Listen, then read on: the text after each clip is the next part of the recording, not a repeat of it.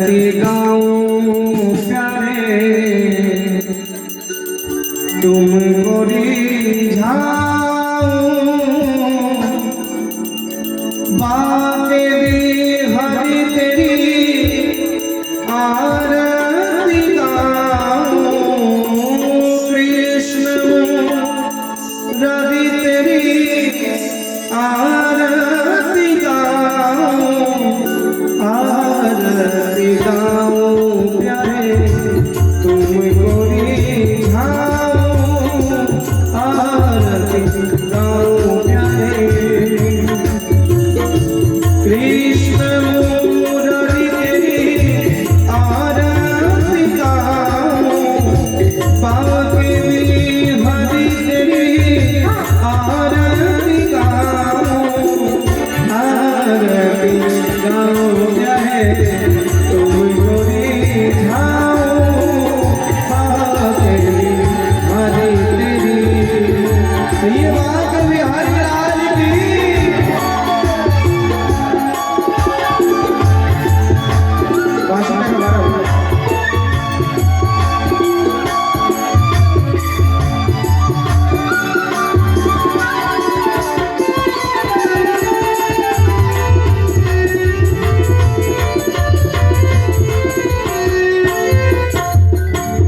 तुम्हारे दासों में बाके बिहारी तुम्हारे दासों में बाके बिहारी ज्ञान ही अधम भुले कुंज बिहारी ज्ञान ही अधम भुले कुंज बिहारी आरती गाऊं प्यारे तुमको रिझाऊं आरती गाऊं प्यारे। ये बात बिहारी लाल की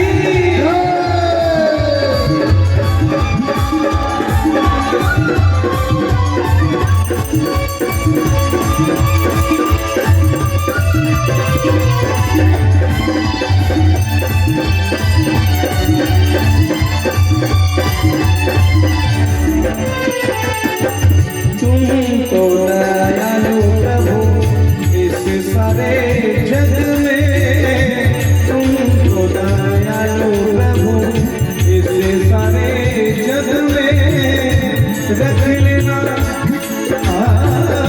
रख लेना चरणों में विनती यही है रख लेना चरणों में विनती यही है आरती गाऊं प्यारे तुमको रिझाऊं आरती गाऊं प्यारे।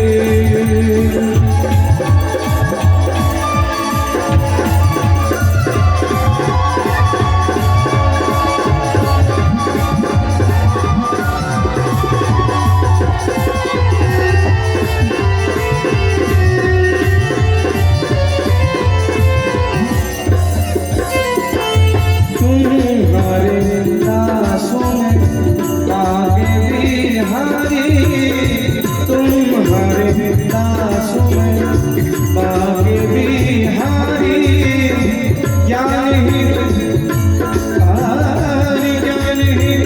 अधम हुए कुंज बिहारी ज्ञान ही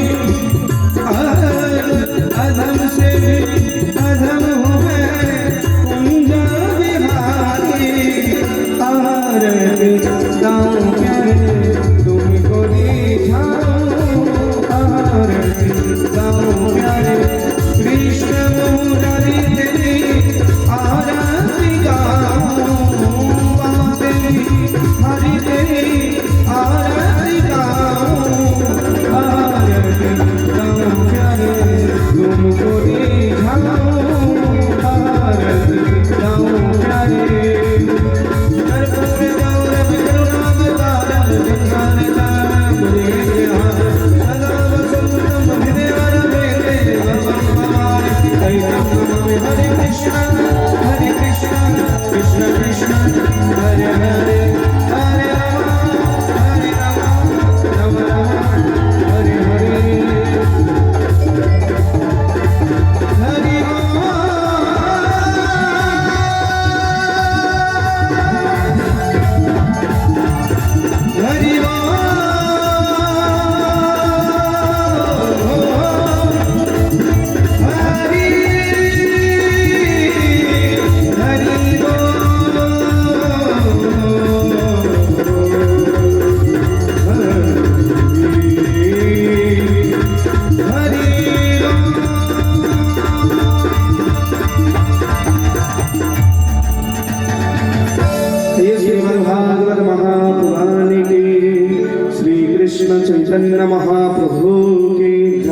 सीता महारानी की जय जय श्री राधे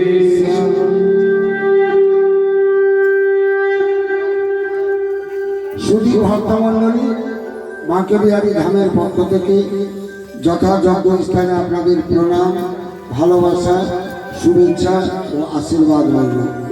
বৃন্দাবন হতে আগত শ্রীনাথ স্বামী কিঙ্করজি মহারাজের চরণে শত শত প্রণাম। আপনারা সবাই শান্ত হয়ে বসুন, এবার অমৃত বাণী আমরা শ্রবণ করব। রাধে শ্যাম।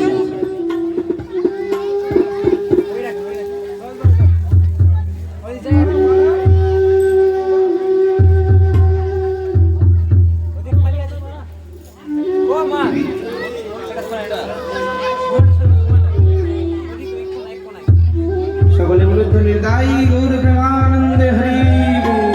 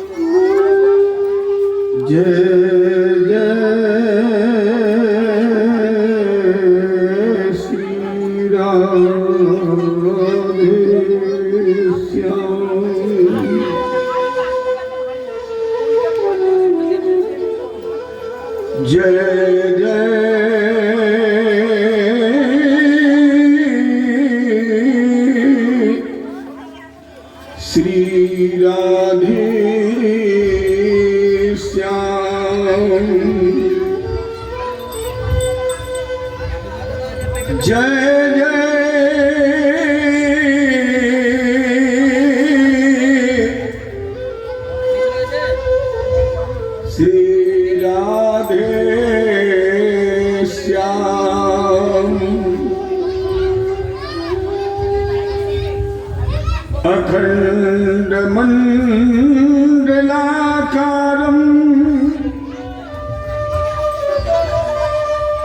व्याप्तमेन चराचरम्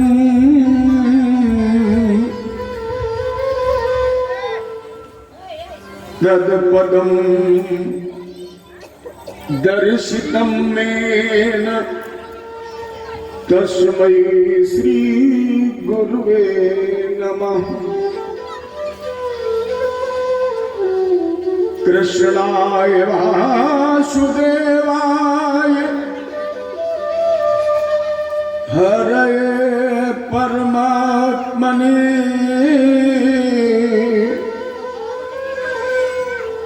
प्लतक्लेशनाशाय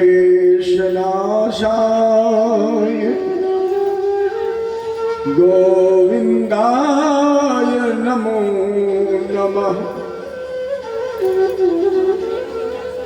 ब्रजे वसन्तं नवनीतचौरम् गोपाङ्गनानां चतुर्कूलचौरम्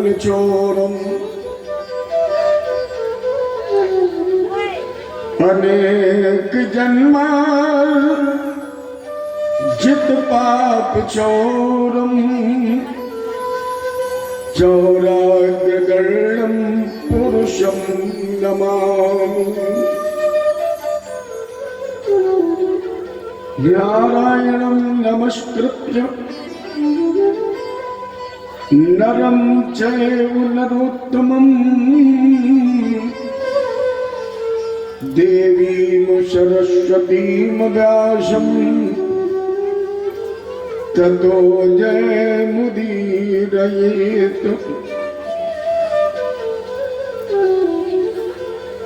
योऽन्तः प्रविश्य मम वाचमिमं प्रसुप्तां संजीवयत्यखिल शक्तिधरा सुधाम्नाम् अन्यास्तहस्तचरण श्रवणत्वगादीन् प्राणानमो भगवते पुरुषाय तुभ्यम्। हे पार्थ के सारथी लाखों बार प्रणाम, आकर डोर संभालिए मन की छुटी लगाम। भगत भक्ति भगवंत गुरु चतुर नाम पपु एक, तिनके पग बंदन किए नाशत विघ्न अनेक। अतुलित बलधामं सर्वशैलावदेहं धनुजवन कृशालं ज्ञानिनामग्रगण्यं सकल गुण निधानम् वानराणामधीशम् रघुपत प्रिय भक्तं वात जातं नमामि। जय बोले गुरुदेव भगवान की जय, जय बोले कृष्ण भगवान की जय, राजा रामचंद्र की जय, उमापति महादेव की। आप लोग ये सोच कर चलते हैं कि जब महाराज जी कहेंगे तभी हम जयकारा लगाएंगे। ऐसा लगता है कि आप लोग हमारे बिहारी जी के श्री चरणों में जब आते हैं तो ऐसा विचार करके आते हैं कि जब महाराज जी कहेंगे तभी बोलेंगे। और अगर ये विचार लेकर आते हो तो भी हम इसके समर्थक हैं। ये अच्छी बात है कि जब आचार्य के द्वारा संदेश मिले तब बोलो, लेकिन भगवान के जयकारा में ऐसा किसी संदेश की आवश्यकता नहीं है, क्योंकि आचार्य जब जय बुलवाता है तो उसकी ये स्वीकृति होती है कि आप मेरे साथ जय बोले। बोलो गुरुदेव भगवान की, राजा रामचंद्र की, उमापति महादेव की, आदिशक्ति दुर्गे मैया की, भक्त भगवान की, बोलो बजरंगबली की, बोले मणिपुर सरकार की, बोले पश्चिम बंगाल की, बोले भारत देश की। चलिए प्यारा से भजन और इसके बाद भागवत कथा। आज तो बहुत प्रसन्नता का विषय है कि आज हमारे यदुकुल भूषण सही मायनों में तो आज आ रहे हैं। अभी तक तो हमने आपने उनका आह्वान किया, उनका पूजन किया, उनकी प्रतिष्ठा की और उनके चरणों में बैठ करके भागवत जी की कथा गाई। लेकिन आज परम सौभाग्य का विषय है कि आज वही स्वयं प्रत्यक्ष दर्शन देंगे ना भगवान जी, तो आज हम उनका साक्षात दर्शन भी करेंगे। और मैंने आपसे निवेदन किया था कि जहां राधा जी है वहीं कृष्ण है। चलो निवेदन करते हैं। दरबार में राधा रानी के दुख दर्द मिटाए जाते हैं। दरबार में राधा रानी के, दरबार में राधा रानी के दुख दर्द मिटाए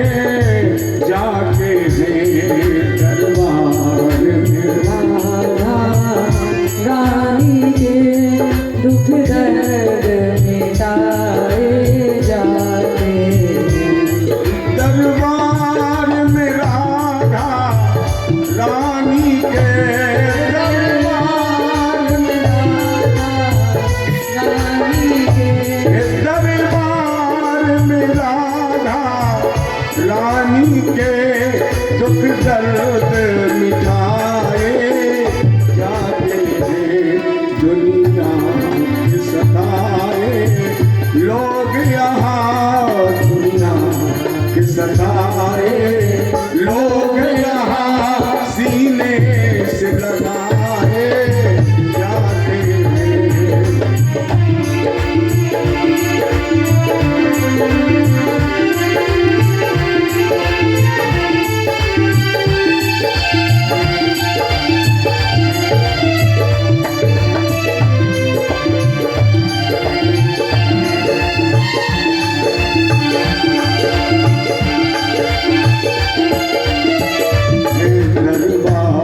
राधा रानी के दुख दर्द मिटाए जाते हैं दरबार में राधा रानी के दुख दर्द मिटाए जाते हैं दरबार में राधा रानी के दरबार में राधा रानी दरबार में राधा रानी के दरबार में राधा रानी के दुख दर्द मिटाए जाते हैं दुनिया के सताए लोग यहाँ दुनिया के सताए लोग यहाँ सीने से लगाए जाते दुनिया के सताए लोग यहाँ सीने से लगाए जाते।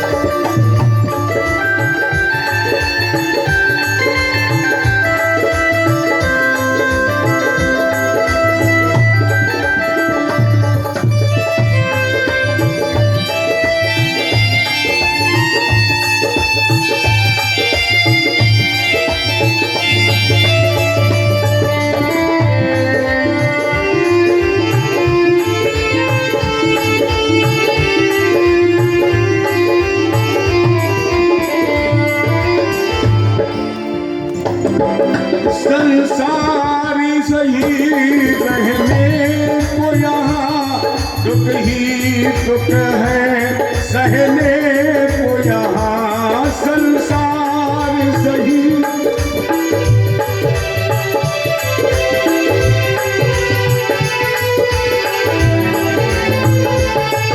भर भर के प्याले अमृत के भर भर के प्याले अमृत के हर रोज दिलाए जाते हैं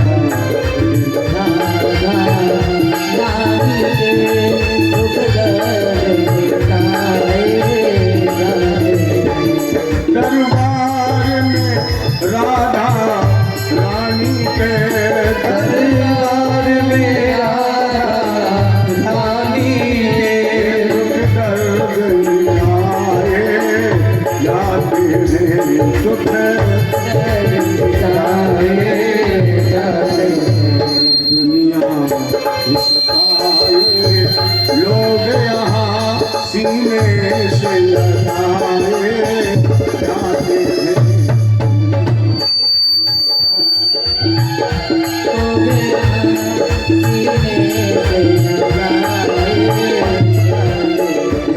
कृष्ण भगवान की जय हो।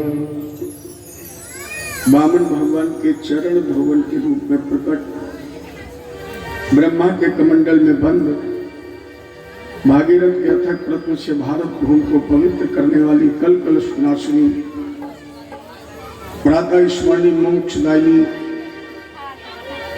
विष्णुपति भागीरथी माँ गंगा के शांत सोम लहर रावेद के पवित्र आसन पर विराजमान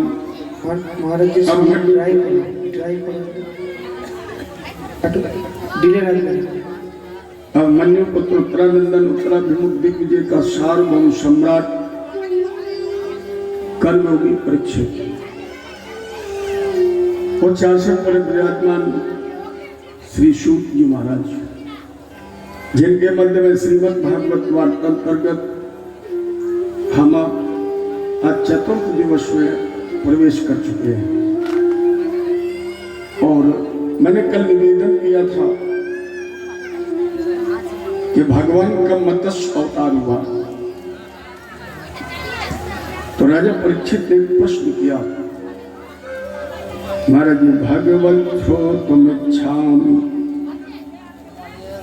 हर अद्भुत कर्मणाम अवतार कथा माध्यम माया मत्स्य विडंबनम।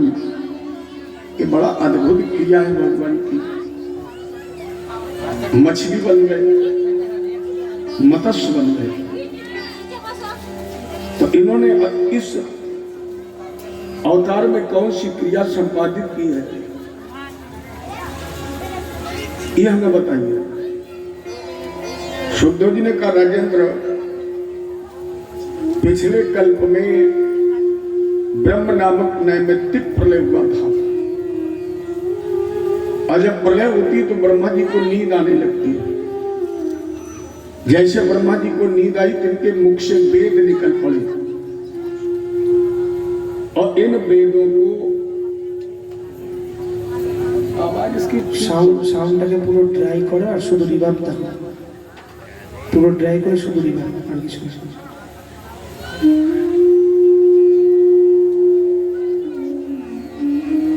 जैसे वेद निकले तो उस समय हैग्रीव नाम के वेदों दैत्य ने वेदों को चुरा लिया। उस समय इस पृथ्वी पर राज शासक था शतव्रत नाम का राजा। तत्र राजर्षि कश्चिन्नाम्ना शतव्रतो महान। शतव्रत नाम के राजा का राज्य था।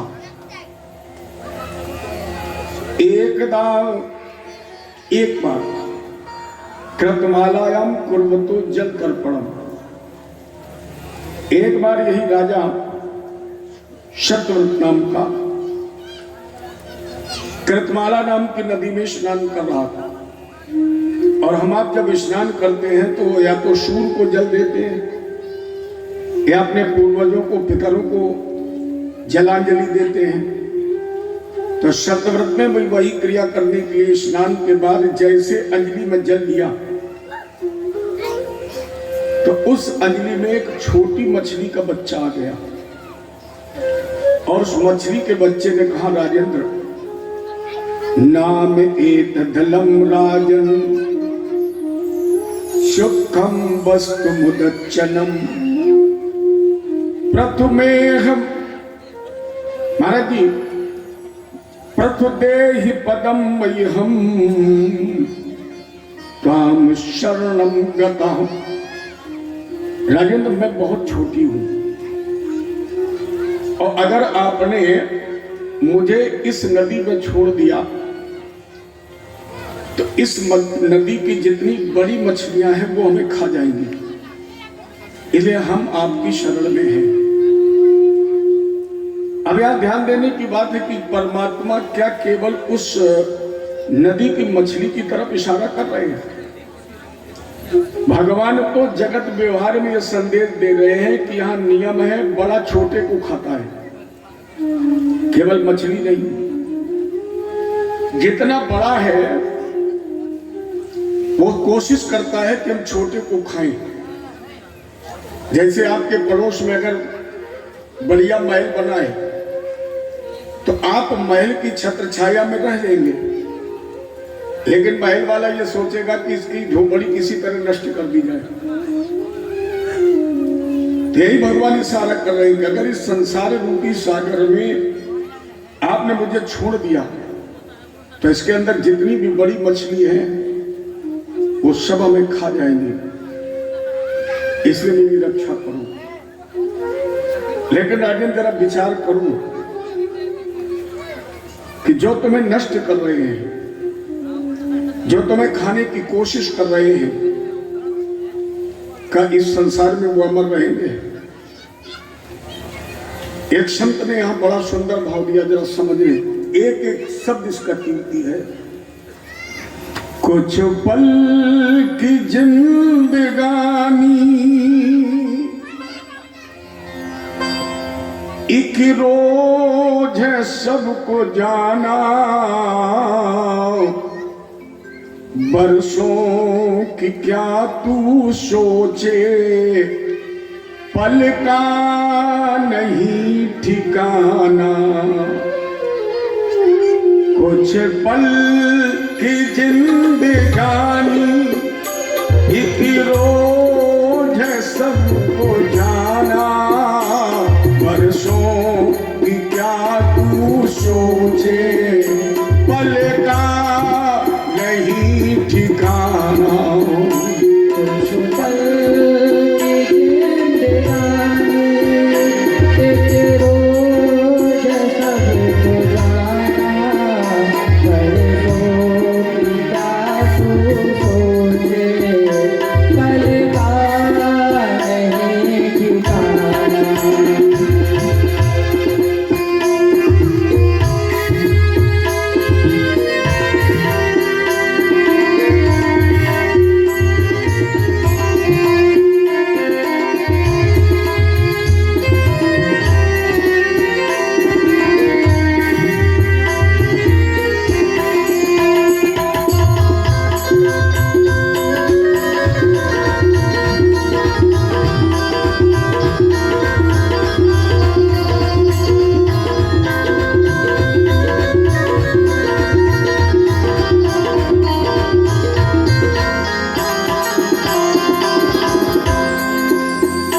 मलमल के तूने अपने तन को है जो निखारा, इतरों की खुशबुओं से महके शरीर सारा। मलमल के तूने अपने तन को है जो निखारा,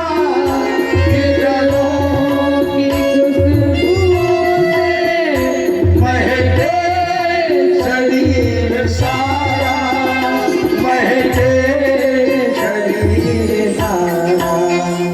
काया ये खाक होगी यारी, काया ये खाक होगी, ये बात ना भुलाना, बरसों की क्या तू सोचे, पल का नहीं ठिकाना। कुछ पल की जिंदगानी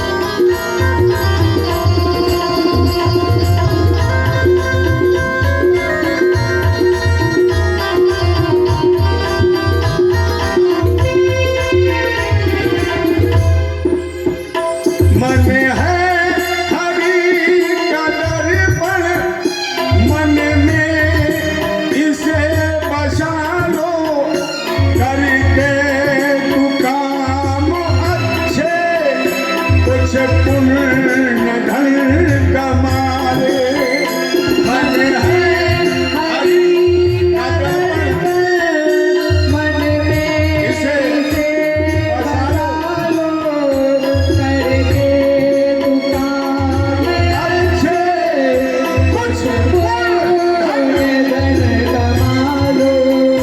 वरदान में और धर्म तू, वरदान में और धर्म तू,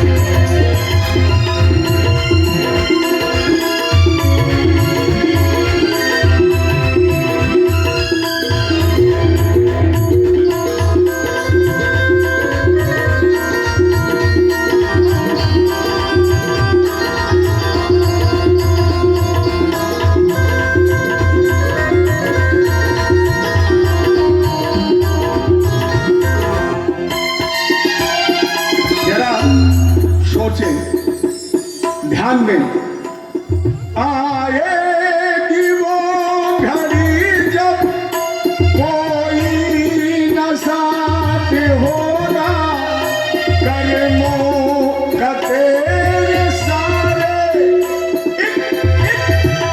हिसाब होगा। आएगी वो घड़ी जब कोई न साथ होगा, कर्मों का तेरे सारे हिसाब होगा। ये सोच ले अभी तू, ये सोच ले अभी तू, दिल बात ये आना, परसों क्या तू सोचे, पल का नहीं ठिकाना। पल की जिंदगानी।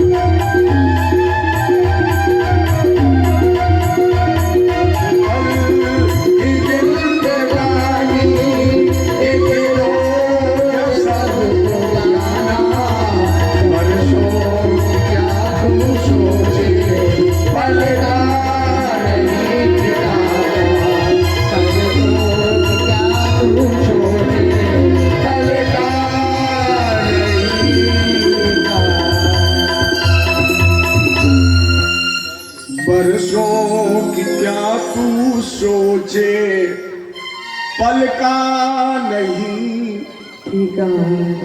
एक पल का ठिकाना है। दूसरे शब्दों में सुने, संसार की ऐसी विचित्रता है, जिसे आना पड़ा उसे जाना पड़ा। धन दौलत में जिन्हें देखा सुखी, किसी काल उन्हें भी पछताना पड़ा। उद्यान में न ऐसा कोई पुष्प खिला, खिल करके न जिसे मुरझाना पड़ा। संसार की ऐसी विचित्रता है भैया, जिसे आना पड़ा उसे जाना पड़ा। तीसरे शब्दों में सुनिए, मुट्ठी बांध करके प्रेमी आए हो जगत के बीच। कैसे आई थी? मुट्ठी बंद थी, बंद मुट्ठी लाख की और खुल गई तो खाक की। जब तक मुट्ठी बंद है दादा, तब तक लाख की। मुट्ठी बंद लाख की, और अगर मुट्ठी खुल गई तो फिर खाक की। तो मुट्ठी बांध करके प्रेमी आए हो जगत के बीच, रीते हो के एक दिन जब तुम जाओगे, इसलिए यश के नगारे अपने द्वारे पे धराई जाओ। न लादे लिए आए हो, न लादे लिए जाओगे, न कुछ लाद कर लाए हो और न कुछ लाद कर लेकर जाओगे। वही भगवान मत्स्य के रूप में करे, सत्यव्रत इन्ना एव दलम राजन सुखम वस्तु मुदच्चनम प्रथुदेहि पदम मह्यम ताम शरणम गता। तुम राजा हो और हम एक मछली के बच्चे हैं, मुझे बचाइए। तो सत्यव्रत ने उस मत्स्य को बचाने के लिए गड्ढे में रखा, बड़ी हो गई। तालाब में रखा, उससे भी बड़ी हो गई। नदी में पहुंचाया, चौड़ाई में ज्यादा हो गई। सत्यव्रत ने उस मछली को समुद्र में छोड़ दिया, और जैसे समुद्र में छोड़ा कि इस मछली की लंबाई हो गई 400 कोस और समुद्र की चौड़ाई भी 400 कोस है। जब ये 400 कोस की हो गई तो फिर वही शब्द दोहराए, नाम एक दलम राजन। राजेंद्र, मैं तुम्हारी शरण में हूं। अब सत्यव्रत को ज्ञान हुआ, इसके मतलब ये मछली नहीं है, ये मत्स्य नहीं है, ये हाथ जोड़ करके प्रश्न किया, किम्बाम, कौन है आप? आवाज आई, सत्यव्रत हम तुम्हारी साधना से बहुत प्रसन्न हैं, इसलिए हम तुम्हें संदेश देने के लिए आए कि आज के ठीक 7वें दिन प्रलय हो जाएगी, तो तुम समस्त बीजों को, समस्त औषधियों को संग्रहित कर लो। जब ये सारा संसार जलमग्न होने लगेगा तो तुम्हें एक नाव दिखाई पड़ेगी जो सप्त ऋषि जिसको चला रहे होंगे। उसी नाव पर तुम समस्त औषधियां बीजों को रख लेना और नाव पर बैठ जाना। जब ये नाव भी डूबने लगेगी तब फिर हम तुम्हें इसी मत्स्य के रूप में दर्शन देंगे, मछली के रूप में दर्शन देंगे, और मेरे सर पर एक सींग होगा, उसी में तुम नौका बांध लेना और हम तुम्हें सारे इस महाप्रलय का दिग्दर्शन कराएंगे। तो 7 दिन तक देखो, जीवन में 7 का विशेष महत्व कल भी थोड़ी मैंने चर्चा की थी। जैसे हमारा आपका जीवन कितने दिन का है? 7 दिन का। ये कथा कितने दिन होगी? 7 दिन। राजा परीक्षित को श्राप कितने दिन का लगा? 7 दिन का। गंगा जी के किनारे कथा हुई सुखदेव और परीक्षित के रूप में, 7 दिन। भगवान कृष्ण ने गोवर्धन उठाया 7 कोष का, उम्र थी भगवान की उस समय 7 वर्ष की, और उठाया कितने दिन के लिए? 7 दिन के लिए। अर्जुन जब भगवान को महाभारत युद्ध के बाद वापस द्वारका लेकर गए तो अर्जुन वहां भगवान के साथ द्वारका में 7 महीने रुके। आगे आप परसों कथा सुनेंगे, उद्धव जी गोपियों को उपदेश देने गए तो ये भी 7 महीने रुके, क्योंकि जीवन में 7 के अंक का विशेष महत्व है। तो सत्यव्रत ने 7 दिन तक साधना की, और वही जगह जगह जब जल के फव्वारे निकल पड़े, महाप्रलय हुई, तब तक भगवान ने हयग्रीव नाम के दैत्य का उद्धार करके वेदों को सुरक्षित कर लिया, और सत्यव्रत नाम के राजा को उसी नाव पर बैठाकर हिमालय की तरफ चले गए। तो जिस सत्यव्रत के कल्याण भगवान मत्स्य रूप में बने हैं, यही सत्यव्रत नाम का राजा दूसरे जन्म में वैवस्वत सूर्यपुत्र श्राद्धदेव मन हुए हैं, जिनकी पत्नी का नाम था श्रद्धा। देखो, राजा ने इसी वैवस्वत सूर्यपुत्र श्राद्धदेव मन से सूर्यवंश चलाए, जिस सूर्यवंश में मर्यादा पुरुषोत्तम प्रभु राम जी का जन्म हुआ। और इस वंश की 2 विशेषताएं हैं, जो वंश हम आपके सामने वर्णन करने जा रहे हैं। इस वंश की 2 विशेषताएं हैं। पहली विशेषता यह है कि इस वंश इतना बड़ा है, इतना विशाल है कि इसके वर्णन करने के लिए अगर हम सैकड़ों वर्ष भी चाहें तो कम है। इतना बड़ा ये वंश है। श्रुताम मानवो वंश प्राचुर एण परंतप ना सकते ना शक्यते विस्तरतो वर्तुम वक्त सतैरपि वक्तुम वर्षते। सैकड़ों वर्ष भी कम है, और मेरे अंदर इतनी शक्ति नहीं है, इतनी सामर्थ्य नहीं है कि राजन हम तुम्हारे सामने सूर्यवंश का विस्तार से वर्णन कर सके। इसे सूक्ष्म में सुनो। पहली विशेषता, इस वंश में जितनी भी संतानें पैदा हुई हैं वो या तो यज्ञ से हुई, तपस्या से हुई, दान से हुई, सेवा से हुई, या पुत्रेष्ठ यज्ञ से हुई। यह सूर्यवंश की पहली विशेषता है। दूसरी विशेषता, इसमें 64 पीढ़ी तक कुल पुरोहिती का कार्य वशिष्ठ जी ने किया। 64 पीढ़ी तक, क्योंकि ये ब्रह्मा जी के पुत्र थे, और जब इनसे कहा गया कि आप कुल पुरोहिती का कार्य करें तो वशिष्ठ जी ने कहा यह कार्य मुझसे नहीं होगा। क्यों नहीं होगा?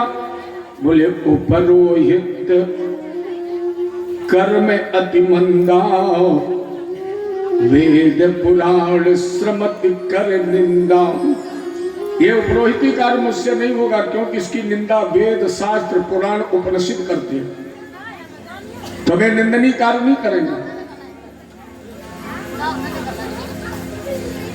ब्रह्मा जी ने कहा कि अगर तुम ये कार्य करोगे तो इसी वंश में आने के वाले प्रभु राम का तुम्हें दर्शन हो जाएगा। तो भगवान राम की दर्शन अभिलाषा से वशिष्ठ जी ने 64 पीढ़ी तक कुल पुरोहिती का कार्य किया। ये इस वंश की दूसरी विशेषता है। ततो मनु साध देवो संज्ञामास भारत। शूरपुत्र श्राद्ध देव मनु, जिनकी पत्नी का नाम था श्रद्धा, श्रद्धायाम जनयामास 10 पुत्रांश आत्मान। शूरपुत्र वैवस्वत श्राद्ध देव मनु ने अपनी श्रद्धा नाम की पत्नी से 10 पुत्र पैदा किए, लेकिन इसके पहले ये निसंतान थे। और इस निसंतानता के अभाव को दूर करने के लिए इन्होंने वशिष्ठ जी के द्वारा मैत्रावर्णा नाम की यज्ञ की रचना की। वशिष्ठ जी ने कहा, अगर ये यज्ञ करोगे तो तुम्हें पुत्र की प्राप्ति होगी। लेकिन एकांत में गुरु वशिष्ठ जी से श्रद्धा ने कहा कि मुझे बेटी चाहिए, तो इन्होंने पुत्रेष्ठ की जगह पुत्रिष्ठ। और परिणाम समय यज्ञ के परिणाम से इनको एक बेटी मिली जिसका नाम था इला। श्राद्ध मन का गुरु जी भगवन के मदम जाता कर्म वो ब्रह्म भादिनाम विपर्यम हो कष्टम एव स्यात् ब्रह्म विक्रिया। गुरु जी ब्रह्मा का विधान कैसे पलट गया, यज्ञ का फल विपरीत कैसे हो गया। आपने कहा था पुत्र और ये कन्या हो गई। वशिष्ठ जी ने कहा इसमें तुम्हारी पत्नी का कारण है। तुम्हारी पत्नी ये अर्धांगिनी चाहती थी कि मेरी बेटी हो। मन ने कहा कि महाराज जी मुझे राजकार्य के लिए पुत्र चाहिए। परिणाम स्वरूप वशिष्ठ जी ने अपने तपबल के द्वारा उस इला नाम की कन्या को शुद्धुम्न नाम का बालक बना दिया। और जब ये शुद्धुम्न नाम का बालक बन गया तो एक बार सा एकदा महाराज विचरण मृगयाम बने। एक बार शुद्धुम्न बड़े होने के बाद अपने साथियों के साथ घोड़े पर बैठा और शिकार खेलने चला गया। आनंद वन में पहुंच गया और जैसे इसने साथियों के साथ आनंद वन में पैर रखा तो जितने नर थे वो सब नारी हो गए, सब स्त्री रूप में परिवर्तित हो गए। तो राजा परीक्षित ने कहा, महाराज जी कथम एवं गुणोदेश केनवा भगवान कृतम। भगवान ये कौन सा वन है और यहाँ ये कौन सी विशेषता है कि पुरुष नारी बन जाता है। सुखदेव जी ने कहा, देखो हमने तुम्हें बताया था जब इस खगोल भूगोल का वर्णन किया था कि प्रियव्रत ने 7 द्वीप बनाए। नाम याद है आपको? 7 द्वीप बनाए, उनके नाम मैंने बताए थे आपको, जम्बू, प्लक, शाल्मली, कुश, क्रोच, शाक और पुष्कर। जिस द्वीप में हम आप बैठे हैं इस द्वीप का नाम है जम्बू द्वीप। प्रिय पुत्र अग्निगर ने जम्बू द्वीप के 9 खंड किए थे। इसमें जो प्रथम खंड है ये आपका खंड है जिसमें हम आप बैठे हैं। इसका नाम अजनाब वर्ष है। इसी का नाम भरत से भारतवर्ष पड़ा है। तो जम्बू द्वीप के 9 खंडों में जो मध्य वाला खंड है बीच का, इसका नाम है इलावर्त खंड। और इसी इलावर्त खंड में भूत भावन भगवान शंकर मैया पार्वती जी के साथ नित्य विहार करते हैं। एक दिन भगवान शंकर देवी पार्वती जी के साथ इसी आनंद वन में, अबे तो दिगंबर वेश है इनका, तन पर एक धागा तो है नहीं, बिल्कुल नग्न थे। तब तक वहां से ब्रह्मा जी के मानस पुत्र सनक सनंदन सनातन संत कुमार जी निकले। तो मैया पार्वती जी ने मर्यादा के रक्षार्थ दौड़ करके वस्त्र पहन लिए, कपड़े पहन लिए, लेकिन थोड़ी नाराज हो गई।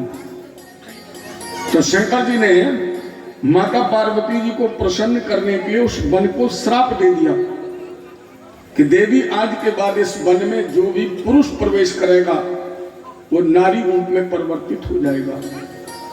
ये शुद्धुम्न को पता नहीं था, इसलिए नारी रूप में परिवर्तित हो गया। जब लौट करके नहीं आया तो श्राद्धदेव मन ने अपने गुरु वशिष्ठ जी से फिर प्रार्थना की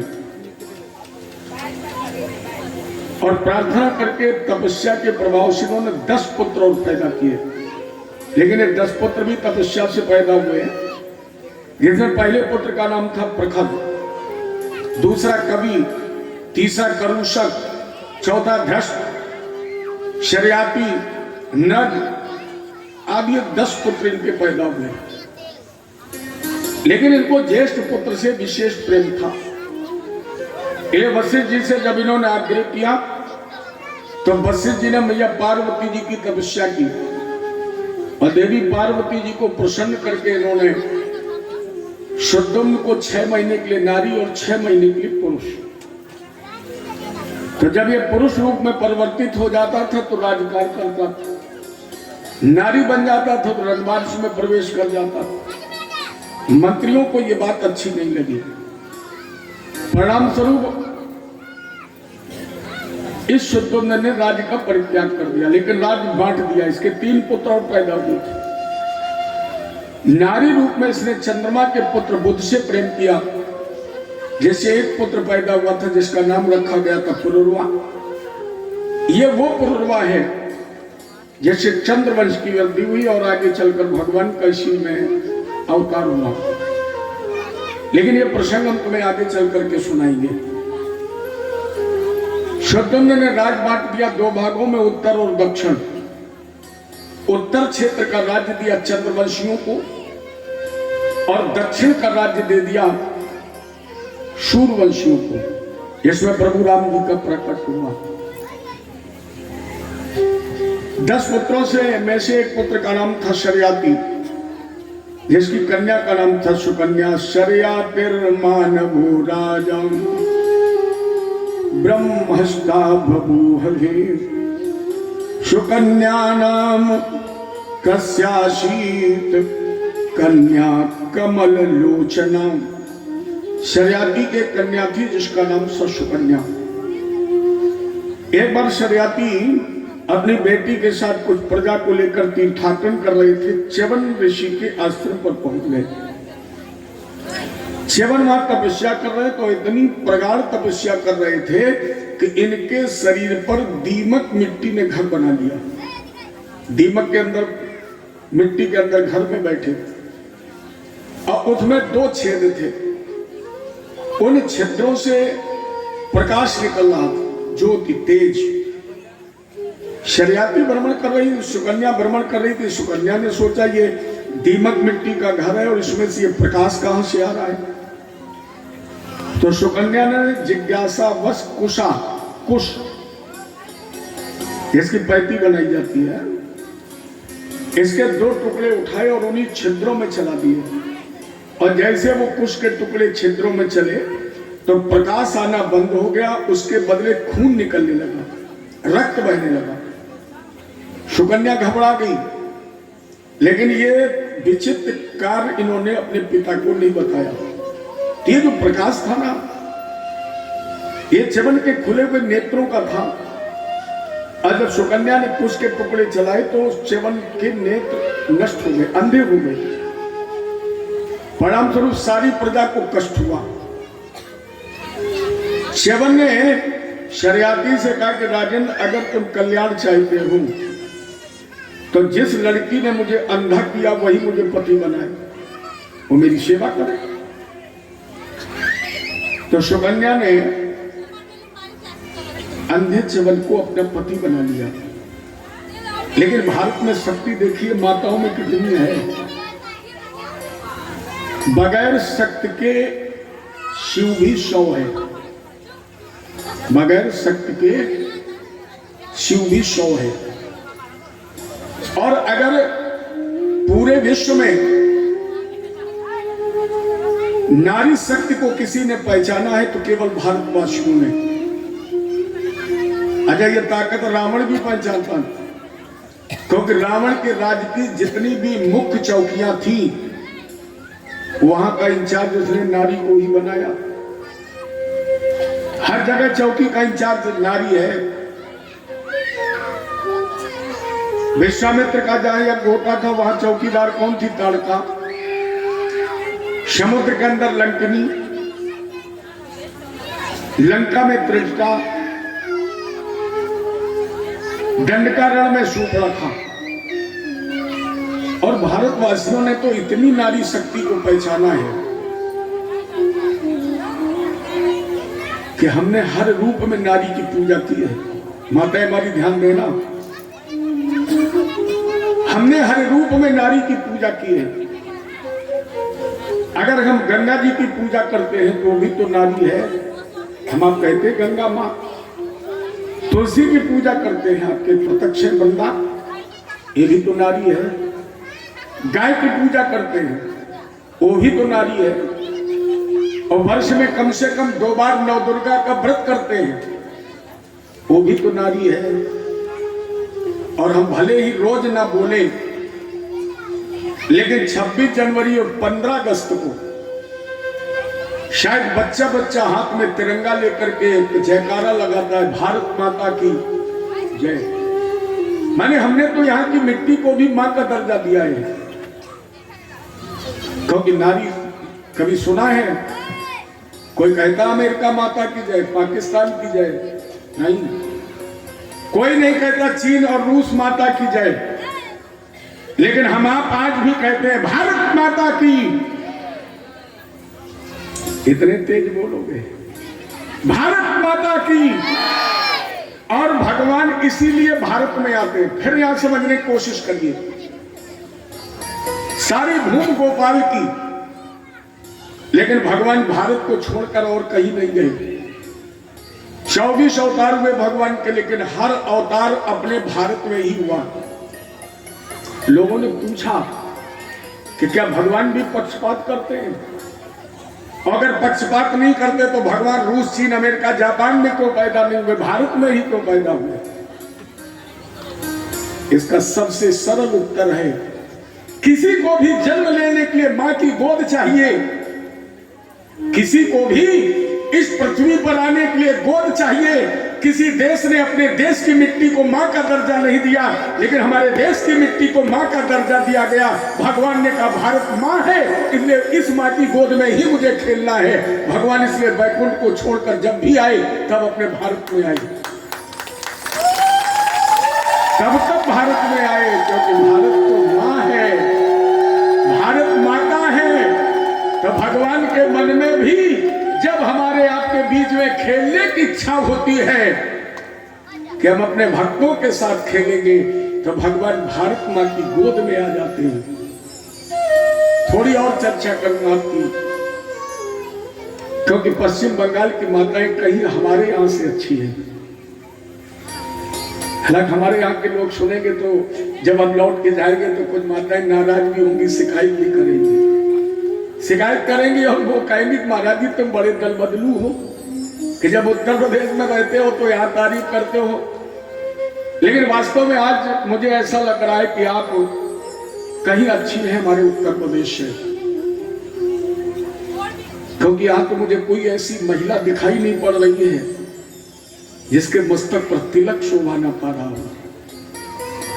हमारे उत्तर प्रदेश में बहुत कम ऐसा है। यहाँ तो छोटे छोटे बच्चे भी अपने मस्तक पर तिलक लगाए हुए हैं। मुझे प्रसन्नता होती, 24 घंटे में जो भी मुझे जितनी बार मिलता है वो कम से कम हाथ उठा करके ये तो कहता है कि महाराज जी राधे राधे, कितने अच्छे हैं। और मैं तो कह सकता हूं आप जैसी नारियों के दम पर भी तो ये पृथ्वी टिकी है, आप जैसी माताओं के बल पर ही। ये थोड़ी चर्चा आज कर मन कर रहा है।